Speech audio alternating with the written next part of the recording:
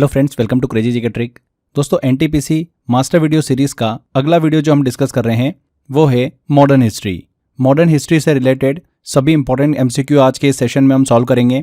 इससे पहले हम जीएस के लगभग सभी टॉपिक्स कंप्लीट कर चुके हैं। सिर्फ स्टैटिक जीके वाला टॉपिक बचा है जो कि नेक्स्ट सेशन हमारा होने वाला है। आज के इस वीडियो में मॉडर्न हिस्ट्री से रिलेटेड हर एक इंपॉर्टेंट क्वेश्चन हम सॉल्व करने वाले हैं। बहुत ही अच्छे क्वेश्चंस लिए मैंने जो एग्जाम में आने की पूरी संभावना है। अगर आपने इससे पहले के वीडियो नहीं देखें तो आप प्लेलिस्ट को फॉलो कर लीजिएगा, वहां पर आपको सिस्टमेटिक वीडियो मिल जाएंगे। तो चलिए बिना किसी देरी के हम सेशन को शुरू करते हैं। पहला क्वेश्चन है, मुस्लिम लीग ने प्रत्यक्ष कार्यवाही दिवस कब मनाया था? डायरेक्ट एक्शन डे कब मनाया था? तो करेक्ट आंसर है इसका 16 अगस्त 1946 को। मुस्लिम लीग ने 1940 के लाहौर रिजोल्यूशन में मुसलमानों के लिए अलग राष्ट्र की मांग की थी।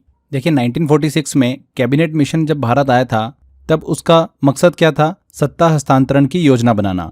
जब उनकी मांगें पूरी नहीं हुई तो उन्होंने 16 अगस्त 1946 को डायरेक्ट एक्शन डे मनाया था, एक जनरल स्ट्राइक और प्रदर्शन के रूप में। लेकिन यह दिन कम्युनल वायलेंस में बदल गया, जिसे ग्रेट कलकत्ता किलिंग्स के नाम से भी जाना जाता है, जिसमें हजारों लोग जो है वो मारे गए। तो 16 अगस्त 1946 ए आंसर। अगला क्वेश्चन है, पुर्तगालियों ने भारत में अपनी पहली फैक्ट्री कहां पर स्थापित की थी? तो पुर्तगालियों ने भारत में अपनी पहली फैक्ट्री कहां लगाई थी? 1500 ईस्वी में कालीकट पे। सी आंसर सही होगा। ये पेड्रो अल्वारेस काब्राल के आगमन के बाद बनाई गई थी। कालीकट एक प्रमुख पोर्ट सिटी था जहां से मसाले का व्यापार होता था। तो कालीकट सही आंसर है। 14 जून 1947 को कांग्रेस के दिल्ली अधिवेशन में भारत के विभाजन का प्रस्ताव स्वीकृत हुआ। इस अधिवेशन के अध्यक्ष कौन थे? काफी इंपॉर्टेंट क्वेश्चन है। 14 जून 1947 को दिल्ली में कांग्रेस का अधिवेशन माउंटबेटन प्लान को स्वीकार करने के लिए बुलाया गया था। इस अधिवेशन के अध्यक्ष कौन थे? जेबी कृपलानी थे। विभाजन पर सहमति सबको नहीं थी, लेकिन उस समय इसे लीस्ट हार्मफुल ऑप्शन के तौर पर माना गया ताकि देश में और हिंसा रोकी जा सके। कृपलानी अक्टूबर 1947 से कांग्रेस अध्यक्ष थे। तो जेबी कृपलानी सी आंसर। किस पुर्तगाली गवर्नर ने ब्लू वाटर पॉलिसी अपनाई थी? किसने अपनाई थी ब्लू वाटर पॉलिसी? पुर्तगाली गवर्नर फ्रांसिस्को डी अल्मेडा द्वारा। वह भारत में पहला पुर्तगाली गवर्नर और वायसराय था 1505 से लेकर 1509 के बीच में। इस नीति में मुख्य फोकस था समुद्री व्यापार पर कंट्रोल, न कि भूमि पर अधिकार। उनका मानना था कि जो समुद्र को नियंत्रण करेगा वो व्यापार को नियंत्रित करेगा। उन्होंने पुर्तगाली नेवी को मजबूत किया था।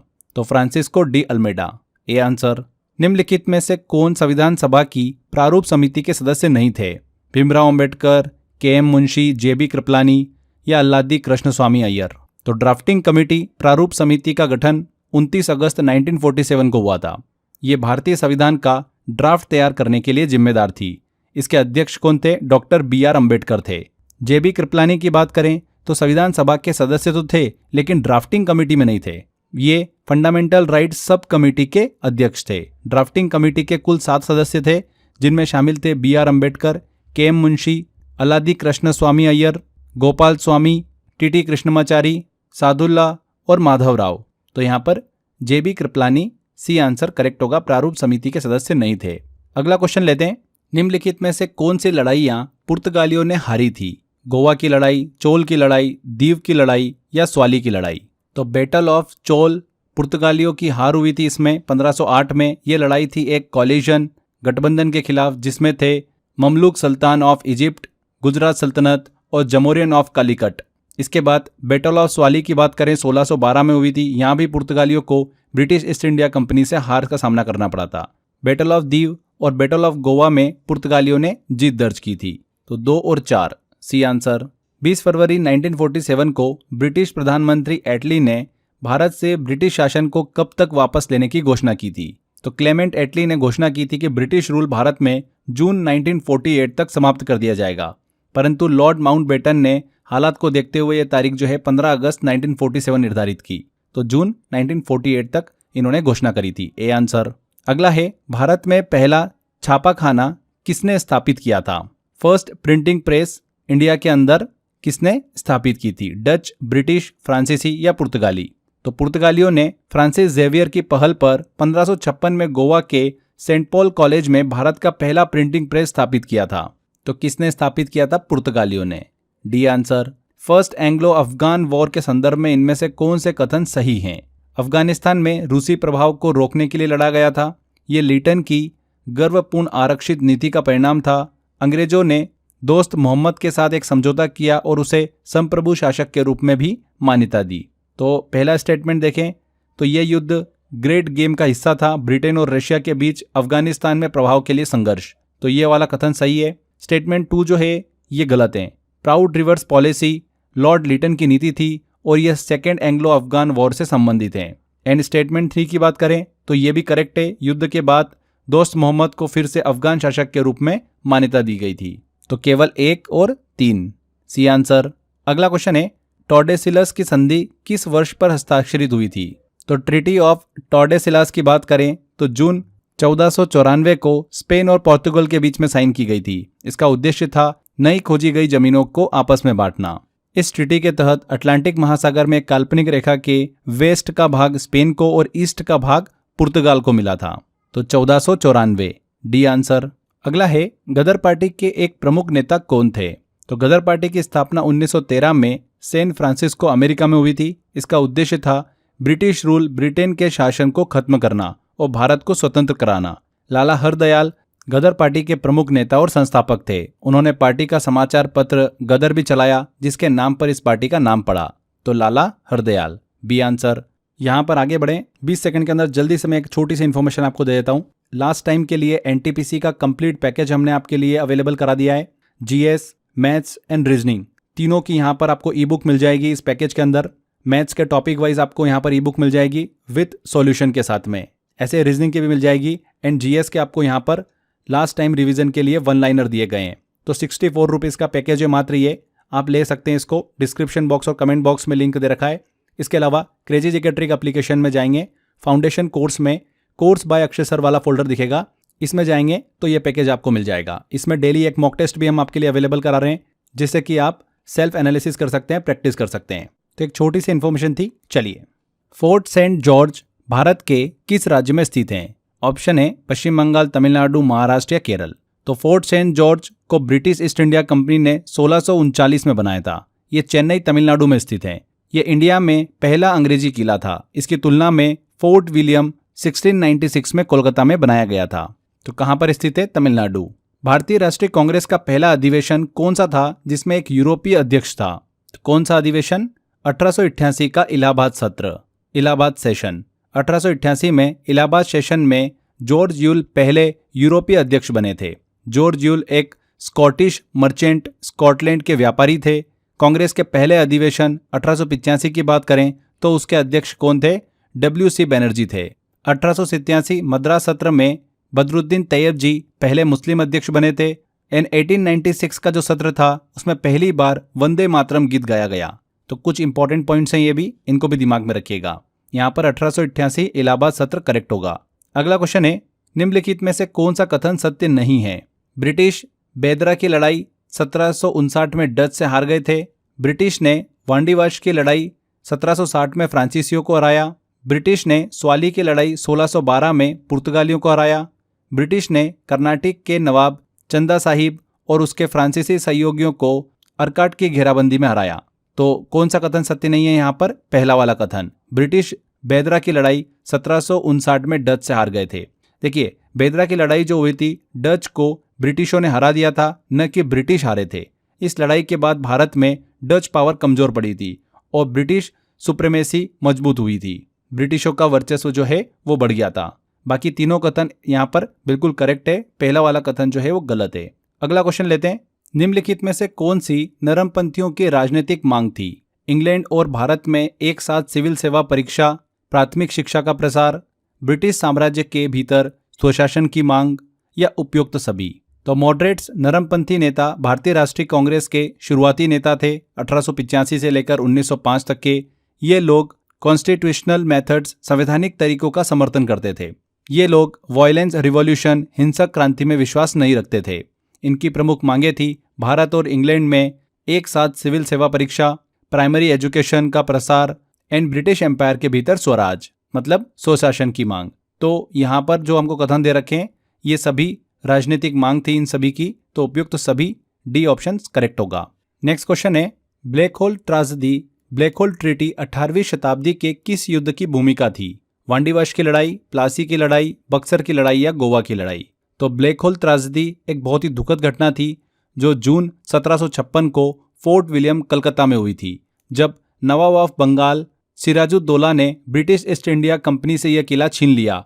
तो कथित तौर पर उन्होंने 146 ब्रिटिश प्रिजनर्स कैदियों को एक छोटे से रूम में बंद कर दिया। इसमें से केवल सिर्फ 23 ही जिंदा बच पाए। यह घटना ब्रिटिश और सिराजुद्दौला के बीच युद्ध का कारण बनी, जो अंततः बैटल ऑफ प्लासी में 1757 में लड़ी गई। इस युद्ध ने भारत में ब्रिटिश शासन की नींव रखी थी। तो प्लासी की लड़ाई बी आंसर सही होगा। अगला है 1919 में जलियांवाला बाग की घटना की जांच के लिए लॉर्ड चेम्सफोर्ड द्वारा किस समिति का गठन किया गया था? तो ब्रिटिश गवर्नमेंट ने 14 अक्टूबर 1919 को डिसऑर्डर इंक्वायरी कमेटी बनाई थी ताकि जलियांवाला बाग हत्याकांड की जांच कर सके। इस समिति के अध्यक्ष कौन थे? लॉर्ड विलियम हंटर थे, इसीलिए इसे हंटर कमेटी नाम दिया गया। तो यहाँ पर डी आंसर सही होगा, हंटर कमेटी। इस घटना में जनरल डायर के आदेश पर निहत्थी भीड़ पर गोलियां चलाई गई थी, जिससे भारत में अंग्रेजी शासन के प्रति रोष और आंदोलन तेज हुआ था। जलियांवाला बाग हत्याकांड के ऊपर एक मूवी भी अभी रिसेंटली आई है, केसरी 2। आप एक बार वो देखिएगा तो आपको बहुत अच्छे से क्लियरिटी मिलेगी। आगे बढ़ते हैं, अगला क्वेश्चन लेते हैं। निम्नलिखित में से कौन सा सुमेलित नहीं है? फर्स्ट एंग्लो मैसूर युद्ध, मैसूर की संधि। द्वितीय एंग्लो मैसूर युद्ध, मंगलोर की संधि। तृतीय एंग्लो मैसूर युद्ध, श्रीरंगपट्टनम की संधि। और चौथे एंग्लो मैसूर युद्ध, सहायक संधि प्रणाली, सब्सिडरी अलायंस सिस्टम। तो कौन सा कथन यहाँ पर सुमेलित नहीं है? फर्स्ट वाला। फर्स्ट एंग्लो मैसूर वॉर जो हुई थी उसके बाद में ट्रीटी ऑफ मद्रास साइन हुई थी, न कि मैसूर की संधि। तो पहला वाला कथन ही यहाँ पर क्लियर समझ में आ रहा कि जो कि गलत है। बाकी सेकेंड वॉर के बाद में मंगलोर की संधि हुई थी, थर्ड वॉर के बाद में श्रीरंगपट्टनम की संधि हुई थी, और चौथी वॉर में कोई भी ट्रीटी नहीं हुई थी क्योंकि टीपू सुल्तान जो है वो मारे गए थे और मैसूर को ब्रिटिश कंट्रोल में ले लिया गया था। तो सब्सिडरी अलायंस सहायक संधि जो है वो थोप दी गई थी उसके बाद। तो ए आंसर। अगला क्वेश्चन लेते हैं। खिलाफत आंदोलन का नेतृत्व किसने किया था? मोहम्मद अली जिन्ना ने करा था, अली बंधु ने, महात्मा गांधी ने, या अबुल कलाम आजाद ने करा था? तो करेक्ट आंसर है इसका अली बंधु ने। खिलाफत मूवमेंट जो है 1919 से 1924 तक चला था, जिसका उद्देश्य था तुर्की के खलीफा इस्लामी दुनिया के धार्मिक नेता की सत्ता और सम्मान को बचाना। ये एक मुस्लिम आंदोलन था जो कि अली ब्रदर्स के द्वारा शुरू किया गया था, मोहम्मद अली और शौकत अली के द्वारा। उन्होंने ऑल इंडिया खिलाफत कमेटी बनाई। बाद में महात्मा गांधी भी इससे जुड़े। इसे इंडियन नेशनल मूवमेंट, भारतीय स्वतंत्रता आंदोलन से जोड़ दिया। इससे हिंदू मुस्लिम एकता को बल मिला था। तो अली बंधु यहाँ पर करेक्ट है। अगला क्वेश्चन है, जब कैबिनेट मिशन भारत आया था तो इंग्लैंड में कौन सा राजनीतिक दल सत्ता में था? कंजर्वेटिव पार्टी थी, डेमोक्रेटिक पार्टी थी, लिबरल पार्टी थी, या लेबर पार्टी? तो कैबिनेट मिशन 1946 को भारत आया था। उस समय इंग्लैंड में लेबर पार्टी की सरकार थी और प्राइम मिनिस्टर कौन थे? क्लेमेंट एटली थे। लेबर पार्टी ने सत्ता हस्तांतरण, ट्रांसफर ऑफ पावर और आज़ादी की प्रक्रिया को आगे बढ़ाने में मुख्य भूमिका निभाई थी। इसी पार्टी की सरकार ने 1947 में भारत की स्वतंत्रता की घोषणा की थी। तो यहाँ पर लेबर पार्टी। अगला क्वेश्चन लेते हैं। कांग्रेस ने दिसंबर 1920 में आयोजित अधिवेशन में असहयोग आंदोलन को कब अंगीकृत किया था? तो किस अधिवेशन में? नागपुर सेशन में। इंडियन नेशनल कांग्रेस, भारतीय राष्ट्रीय कांग्रेस ने नागपुर सेशन में 1920 को नॉन कॉर्पोरेशन मूवमेंट असहयोग आंदोलन को अपनाया था। इस सेशन की अध्यक्षता करी थी श्री विजय राघवाचारी ने। इस अधिवेशन में कांग्रेस का पुनर्गठन भाषाई आधार पर किया गया था, जिससे लोकल लीडरशिप, स्थानीय नेतृत्व और भारतीय भाषाओं को बढ़ावा मिले। तो नागपुर ए आंसर। गुलामगिरी के लेखक कौन है? तो गुलामगिरी के लेखक कौन है? ज्योतिबा फुले। ज्योतिबा फुले समाज सुधारक थे जिन्होंने दलितों और महिलाओं की शिक्षा के लिए जीवन को समर्पित कर दिया। उन्होंने 1873 में सत्यशोधक समाज की भी स्थापना की। उसी वर्ष उन्होंने गुलामगिरी, गुलामी की स्थिति नामक पुस्तक लिखी थी। उनकी पत्नी सावित्रीबाई फुले को मॉडर्न इंडिया की पहली महिला शिक्षक माना जाता है। उन्होंने पहला गर्ल्स स्कूल 1848 में पुणे में खोला था। कहाँ पर? पुणे में। ये चीज भी आप दिमाग में रखिएगा, क्वेश्चन बन सकता है। तो Jyotiba Phule, D answer correct होगा। किस महान स्वतंत्रता सेनानी को देशबंधु के नाम से जाना जाता था? किसे जाना जाता था देशबंधु के नाम से? चित्तरंजन दास को। देशबंधु, देश का मित्र की उपाधि दी गई थी। वो बंगाल के प्रसिद्ध लॉयर, नेशनलिस्ट और फ्रीडम फाइटर थे। उन्होंने मोतीलाल नेहरू के साथ मिलकर 1923 में स्वराज पार्टी की स्थापना की थी। उनका योगदान विशेष रूप से लेजिस्लेटिव अपोजिशन के माध्यम से था। तो यहाँ पर चित्तरंजन दास को देशबंधु के नाम से जाना जाता था। देखिए फ्रेंड्स, एक बहुत ही इंटरेस्टिंग चीज़ मैं आपको बताने वाला हूँ।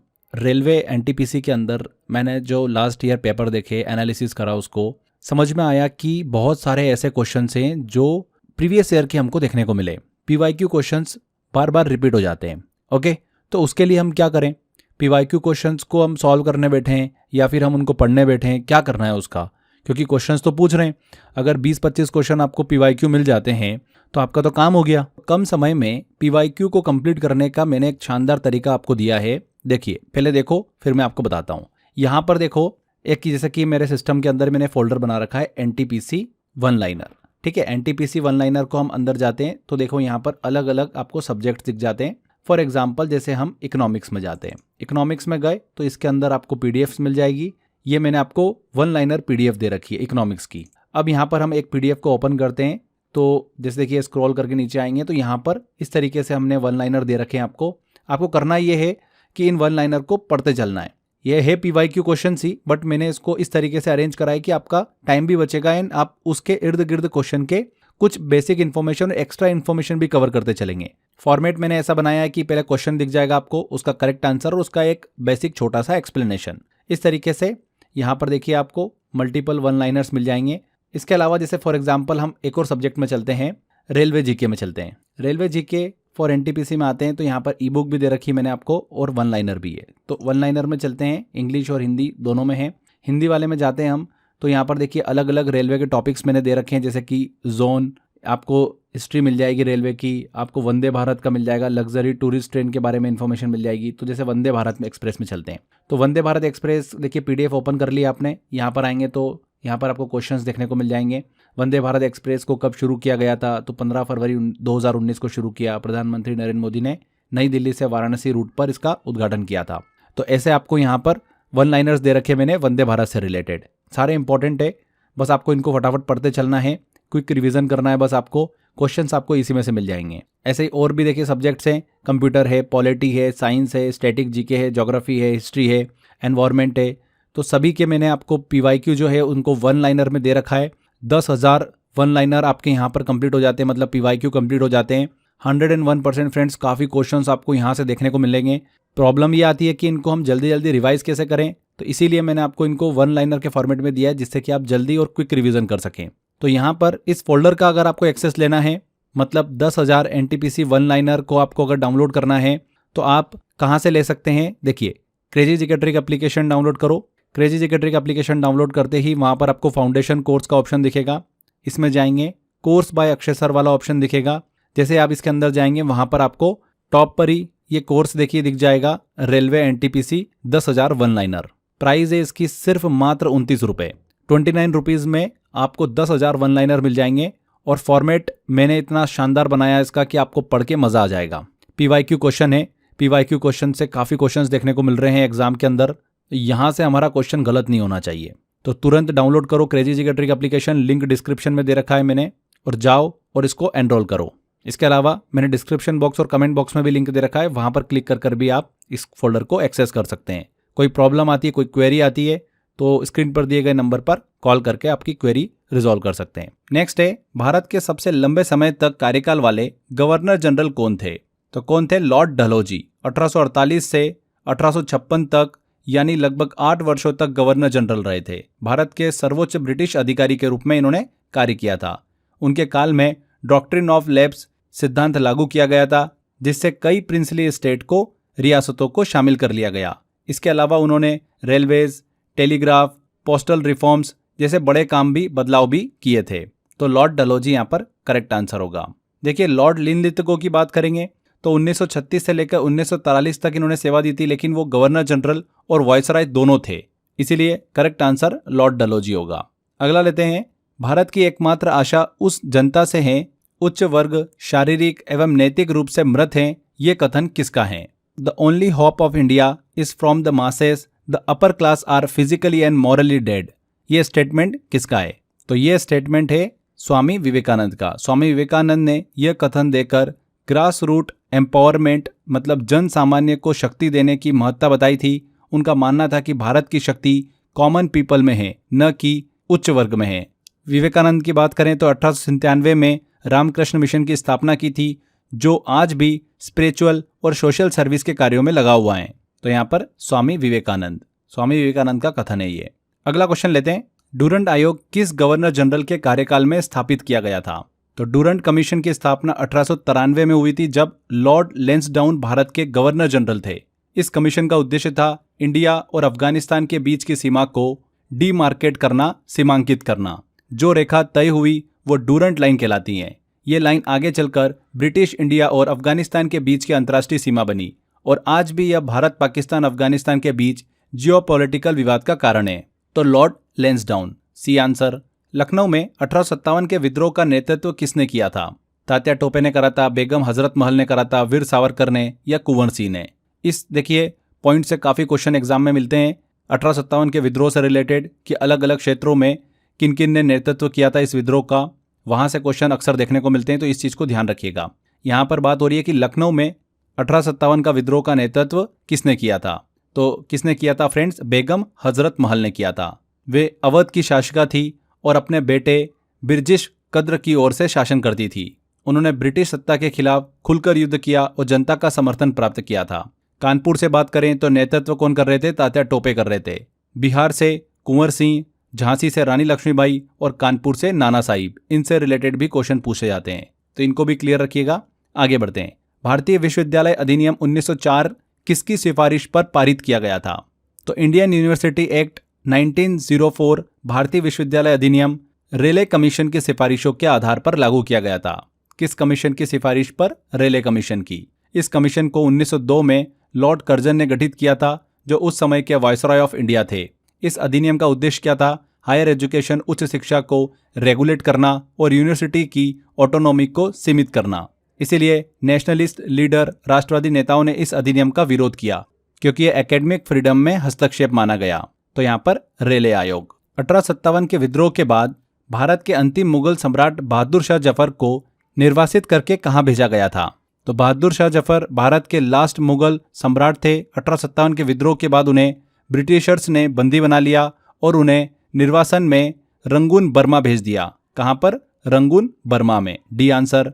7 नवंबर 1862 को उनका निधन हुआ था। यह कदम सिंबॉलिक था क्योंकि इसके साथ ही मुगल डायनेस्टी का औपचारिक रूप से अंत हो गया था।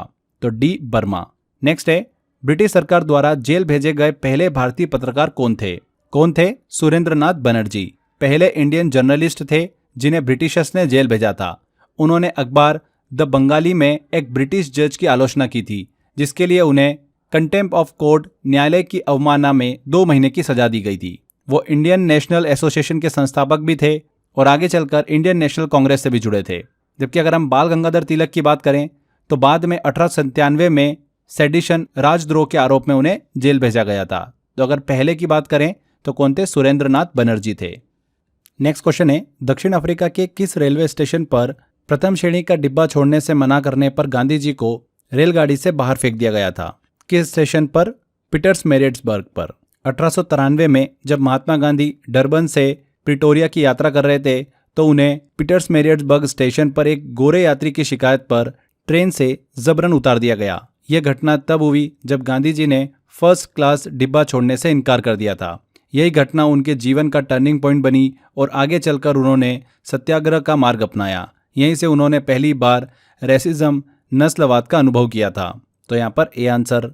निम्नलिखित घटनाओं को कालानुक्रम में क्रमबद्ध करें। वेवेल योजना, सीआर फॉर्मूला, एटली की घोषणा, डायरेक्ट एक्शन डे और कैबिनेट मिशन। तो अगर कालक्रम में अगर हम जमाएं क्रोनोलॉजिकल ऑर्डर में तो सीआर फॉर्मूला सबसे पहले आता है।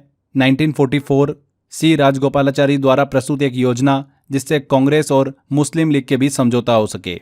इसके बाद अगले क्रम में आता है वेवेल योजना, लॉर्ड वेवेल द्वारा राजनीतिक गतिरोध तोड़ने के लिए प्रस्तावित योजना 1945 की। उसके बाद फिर कैबिनेट मिशन आता है 1946 का, ब्रिटिश गवर्नमेंट द्वारा भारत की स्वतंत्रता और शासन की योजना के लिए भेजा गया प्रतिनिधिमंडल। फिर 16 अगस्त 1946 को आता है डायरेक्ट एक्शन डे, मुस्लिम लीग द्वारा बुलाया गया विरोध जिससे भीषण कम्युनल राइट्स सांप्रदायिक दंगे हुए। एंड 1947 में आखिरी में एटली डिक्लेरेशन, एटली की घोषणा। ब्रिटिश पीएम क्लेमेंट एटली ने भारत की स्वतंत्रता की तिथि की घोषणा की जून 1948 तक। तो ये सीक्वेंस है 2, 1, 5, 4 और 3। तो यहाँ पर डी आंसर बिल्कुल करेक्ट होगा। निम्नलिखित में से कौन सा आश्रम महात्मा गांधी द्वारा स्थापित नहीं किया गया था? सेवाग्राम, टॉल्स्टॉय फार्म, पवनार या साबरमती? तो पवनार आश्रम की स्थापना जो है आचार्य विनोबा भावे ने की थी, जो कि वर्धा जिले में स्थित है। सेवाग्राम, साबरमती, टॉल्स्टॉय फार्म, इन सब की स्थापना स्वयं महात्मा गांधी जी ने की थी। तो यहाँ पर सी आंसर पवनार। ध्यान रखिएगा, विनोबा भावे को भूदान आंदोलन का जनक भी कहा जाता है। अगला क्वेश्चन है, राजद्रोह मेरा धर्म बन गया है, यह प्रसिद्ध कथन गांधी जी ने किस अवसर पर कहा था? किस अवसर पर कहा था? दांडी में सार्वजनिक रूप से नमक कानून तोड़ने पर। 1930 में जब गांधी जी ने सॉल्ट लॉ तोड़ा था, नमक कानून तोड़ा था और दांडी मार्च किया था, तब उन्होंने यह प्रतीकात्मक वाक्य कहा था, sedition has become my religion, राजद्रोह मेरा धर्म बन गया है। यह एक सिविल डिसओबीडियंस, असहयोग, अवज्ञा आंदोलन की शुरुआत थी। 6 अप्रैल 1930 को उन्होंने दांडी में समुद्र किनारे से नमक उठाकर ब्रिटिश मोनोपोली एकाधिकार को तोड़ा था। B answer. नेक्स्ट है, दक्षिण अफ्रीका से भारत लौटने के बाद महात्मा गांधी ने 1916 में किस विश्वविद्यालय में पहली बार सार्वजनिक तौर पर संबोधित किया था? किस विश्वविद्यालय में? बनारस हिंदू विश्वविद्यालय। महात्मा गांधी जी जब साउथ अफ्रीका से भारत लौटे थे तो उन्होंने 9 जनवरी 1915 को भारत में कदम रखा था। उन्होंने 1916 में बनारस हिंदू विश्वविद्यालय के उद्घाटन समारोह में पहली बार एक पब्लिक स्पीच दी थी। यही कारण है कि हर साल 9 जनवरी को प्रवासी भारतीय दिवस मनाया जाता है। पहली बार ये दिवस कब मनाया गया था? 2003 में। यहाँ पर पूछा जा रहा है कि भारत लौटने पर महात्मा गांधी जी ने किस विश्वविद्यालय में पहली बार सार्वजनिक तौर पर संबोधित किया था? तो बनारस हिंदू विश्वविद्यालय। नेक्स्ट क्वेश्चन लेते हैं, चोरी चोरा घटना के बाद गिरफ्तार लोगों का विविध बचाव किसने किया था? तो चोरी चोरा कांड की बात हो रही है। 1922 में हुआ था ये, जब ब्रिटिश पुलिस द्वारा हिंसा के बाद गुस्साई भीड़ ने पुलिस स्टेशन को जला दिया और कई पुलिसकर्मी मारे गए थे। इसके बाद कई लोगों को अरेस्ट कर लिया गया और उन्हें फांसी की सजा सुनाई गई। मदन मोहन मालवीय और उनके पुत्र कृष्णकांत मालवीय ने इन लोगों की लीगल डिफेंस की जिम्मेदारी ली थी। उनकी दलीलों के कारण कई अभियुक्तों की डेथ सेंटेंस, मृत्युदंड को घटा दिया गया। तो मदन मोहन मालवीय और कृष्णकांत। B answer. धर्म सभा का संस्थापक निम्नलिखित में से कौन था? तो धर्म सभा के संस्थापक के रूप में किन्हें देखा जाता है? राधाकांत देव को देखा जाता है। इन्होंने 1830 में कलकत्ता में इसकी स्थापना की। यह संस्था मुख्य रूप से ऑर्थोडॉक्स हिंदूज, पारंपरिक हिंदू के हितों की रक्षा के लिए बनाई गई थी, जो कि रिफॉर्म मूवमेंट्स के विरुद्ध थे।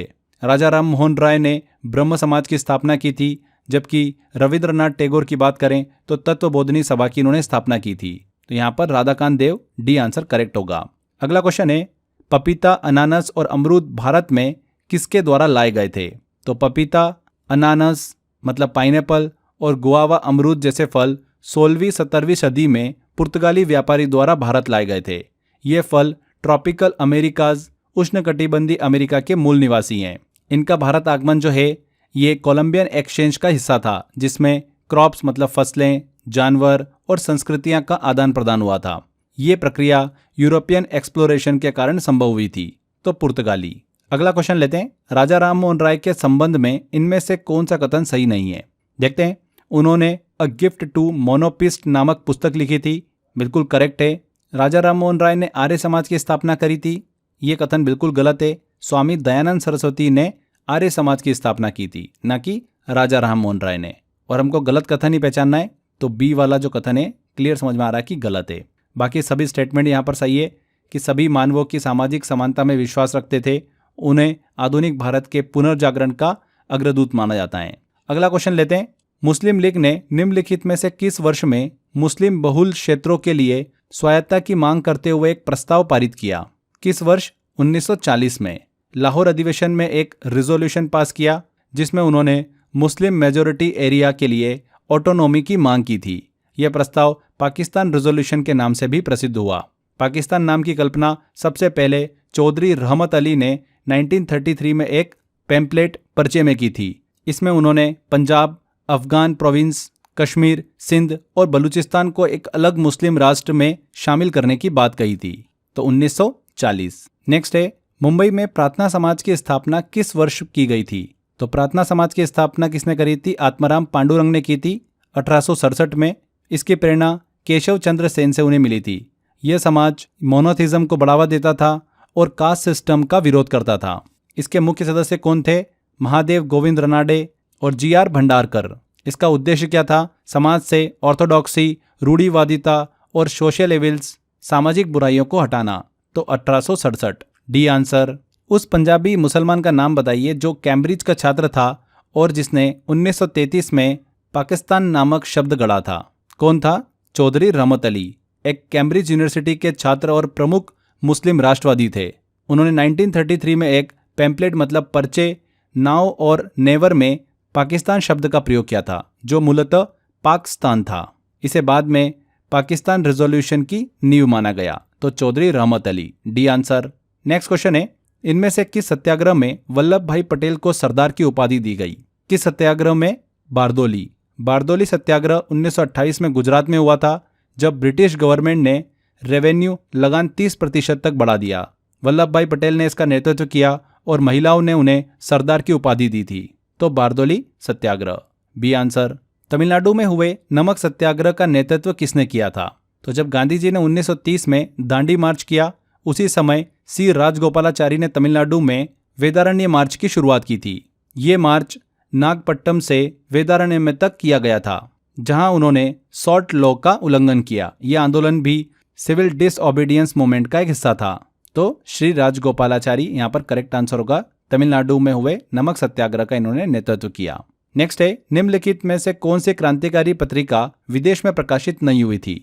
तो युगांतर जो पत्रिका थी एक क्रांतिकारी पत्रिका थी जिसकी शुरुआत 1906 में कोलकाता में हुई थी। इसकी स्थापना बारिंद्र कुमार घोष ने की थी। ये पत्रिका विदेश में प्रकाशित नहीं हुई थी, तो युगांतर।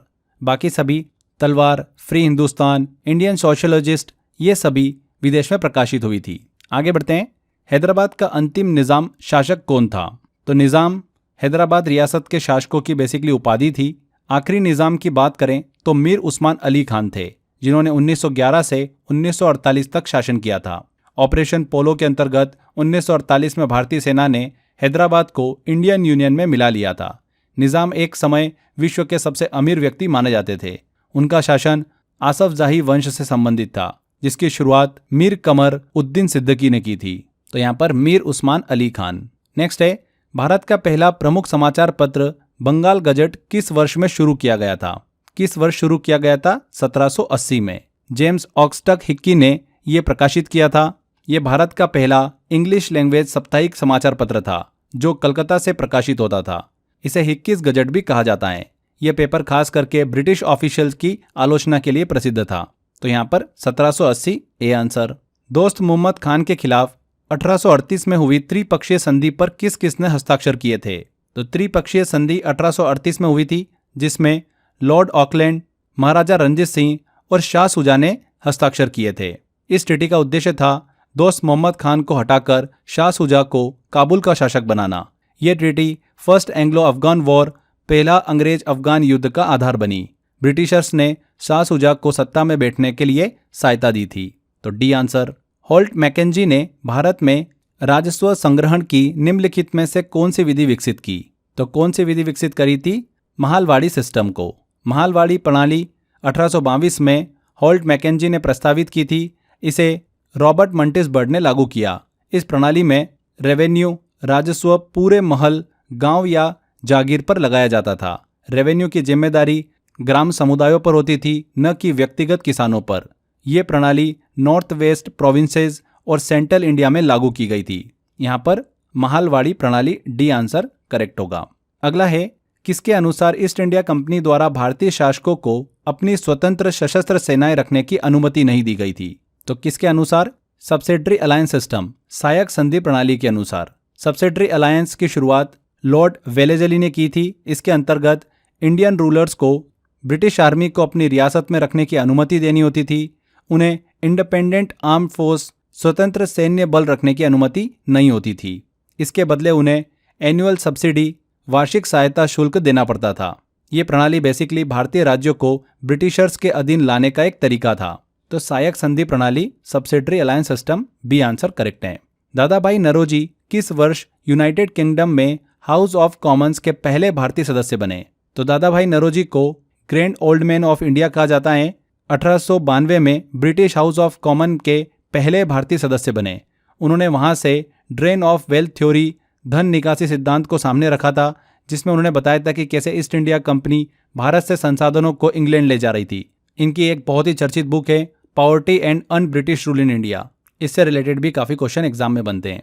तो 1892 बी आंसर। तो यहाँ पर फ्रेंड्स हिस्ट्री का हमारा ये तीसरा पार्ट जो है मॉडर्न हिस्ट्री वाला खत्म होता है। Ancient history, medieval history and modern history से रिलेटेड सभी इंपॉर्टेंट क्वेश्चंस हमने कंप्लीट कर लिए हैं। हिस्ट्री हमारी पूरी कंप्लीट होती है एनटीपीसी के लिए। सारे टॉप क्लास क्वेश्चंस हमने लिए हैं। बेसिक क्वेश्चन तो देखिए सभी से बन जाते हैं। इस तरीके के क्वेश्चन एग्जाम में जो है वो पूछे भी जाते हैं और प्रॉब्लम भी करते हैं। आई होप आपने सभी क्वेश्चनों को बहुत अच्छे से सॉल्व भी किया होगा। एग्जाम में ऐसे क्वेश्चन काफ़ी पूछे जाते हैं। प्रीवियस ईयर पीवाईक्यू क्वेश्चंस भी काफ़ी पूछे जाते हैं। उस पर बेस्ड मैंने आपको एक 29 रुपीज़ का PYQ plus most important expected question का मैंने आपको एक पैकेज भी दे रखा है। 1 लाइनर पैकेज है वो। 10,000 1 लाइनर आपको जीएस के उसमें मिल जाते हैं। अगर आपने अभी तक नहीं लिया है तो ले लो, जल्दी से आप 2-3 दिन के अंदर ही उसको पूरा पढ़ सकते हो। पिछले कई वर्षों में पूछे गए एग्जाम के जो क्वेश्चन है उनको 1 लाइनर फॉर्म में मैंने दे रखा है। बस एग्जाम से पहले उनको रीड कर लो, काफ़ी क्वेश्चन आपका उसमें से बन जाएगा। तो अगर नहीं लिया है तो डिस्क्रिप्शन बॉक्स और कमेंट बॉक्स में लिंक दे रखा है, वहां पर क्लिक कर आप ले सकते हो। इसके अलावा crazy GK trick application download करोगे तो फाउंडेशन कोर्स में कोर्स बाय अक्षय सर वाला फोल्डर है, उसमें जाओगे वहां पर आपको मिल जाएगा। तो आज के सेशन में फ्रेंड्स इतना ही। आई होप आपको वीडियो अच्छा लगा है। वीडियो अच्छा लगा है तो वीडियो को लाइक कर दीजिए, शेयर कर दीजिए एंड कमेंट करके जरूर बताइएगा कि वीडियो कैसा लगा। अगर आपने अभी तक चैनल को सब्सक्राइब नहीं कराएं तो सब्सक्राइब भी कर लीजिए। मिलते हैं फ्रेंड्स अगले वीडियो में। Till then bye bye.